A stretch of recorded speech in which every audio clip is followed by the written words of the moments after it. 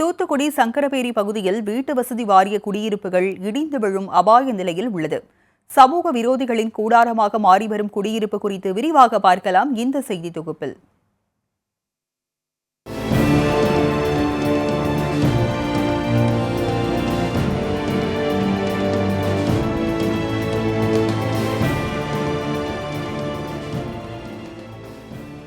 தூத்துக்குடி சங்கரபேரியில் தமிழ்நாடு வீட்டு வசதி வாரியம் சார்பில் அரசு ஊழியர்களுக்கான வாடகை குடியிருப்பு திட்டத்தின் கீழ் அடுக்குமாடி குடியிருப்பு கட்டப்பட்டது. கடந்த 1995ஆம் ஆண்டு சுமார் 383 லட்சம் ரூபாய் மதிப்பீட்டில் கட்டி முடிக்கப்பட்ட இந்த கட்டடத்தில் 198 குடியிருப்புகள் அமைக்கப்பட்டன. A, B, C, D என 4 பிரிவுகளில் 3 தளங்களாக கட்டப்பட்ட இந்த குடியிருப்பு காவல்துறை, பொதுப்பணித்துறை, நகராட்சி துப்புரவு பணியாளர்கள் என அரசு ஊழியர்கள் குறைந்த வாடகையில் வசித்து வந்தனர்.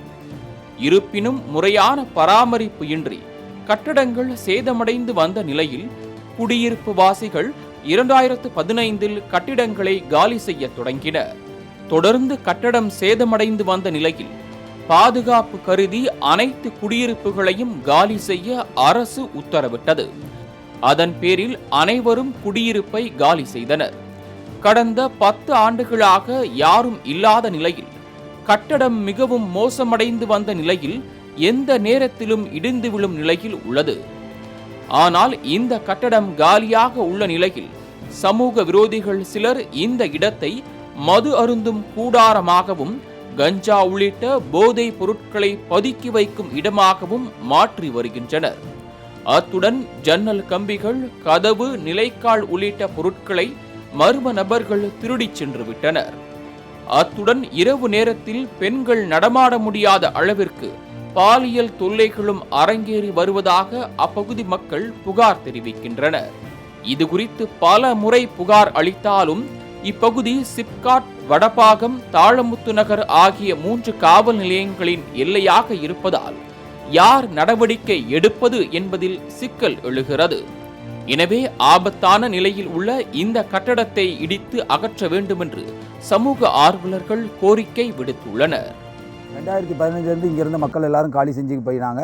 ஆனால் அதிலிருந்து இந்த இடம் இப்படி தான் ரொம்ப மோசமான நிலைமையில் இருக்குது. தொடர்ந்து காவல்துறையினரிடமும் மாவட்ட ஆட்சியரிடமும் தொடர்ந்து கோரிக்கை வைக்கப்பட்டு இந்து மக்கள் கட்சி மட்டுமில்லை, பல்வேறு சமூக ஆர்வலர்களும் பல அமைப்புகளும் இது சம்பந்தமான கோரிக்கைகள் வைக்கும். ஆனால் இது வரைக்கும் எந்த நடவடிக்கையும் எடுக்கலை. இங்கே இந்த இடம் எப்படி இருக்கிறது பார்த்தீங்கன்னா, இந்த இடத்துல கஞ்சா நடமாட்டத்துலேருந்து சமூக விரோத செயல்பாடுகள் அதிகமாக இந்த இடத்துல நடந்துகிட்ருக்கு. ஒரு பெண்கள் இந்த பக்கம் குடியிருக்கக்கூடிய பெண்கள் இந்த பகுதியில் நைட்டு ஒரு கொஞ்சம் இருட்ட ஆரம்பிச்சுன்னா அந்த பக்கம் போகவே முடியாது. அந்த அளவுக்கு ரொம்ப மோசமான இடமா இந்த இடம் மாறிட்டு வருது. உடனடியாக மாவட்ட நிர்வாகம் இதை எடுத்து தரமட்டமாக்கணும் அப்படிங்கிறத கேட்டுக்கொள்கிறேன்.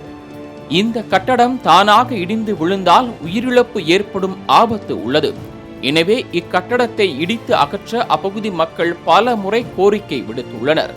ஆனால் கட்டடத்தை இடிக்கும் பணியை பொதுப்பணித்துறை மேற்கொள்வதா அல்லது வீட்டு வசதி வாரியம் மேற்கொள்வதா என்ற குழப்பத்தில் கடந்த 10 ஆண்டுகளாக இந்த கட்டடம் இடித்து அகற்றப்படாமல் உள்ளது. அந்த கட்டிடத்தை இடிப்பதற்கு பொதுப்பணித்துறையினரால் இடிக்க முடியுமா அல்லது வீட்டு வசதி வாரியத்தின் மூலமாக இடிக்க முடியுமா என்று அவர்கள் இருவருக்குள்ளே பல்வேறு பிரச்சனைகள் ஏற்பட்டு கடந்த பல ஆண்டுகளாக அந்த கட்டடம் அங்கிருந்து இடித்து அப்புறப்படுத்தாமல் இருக்கிறது.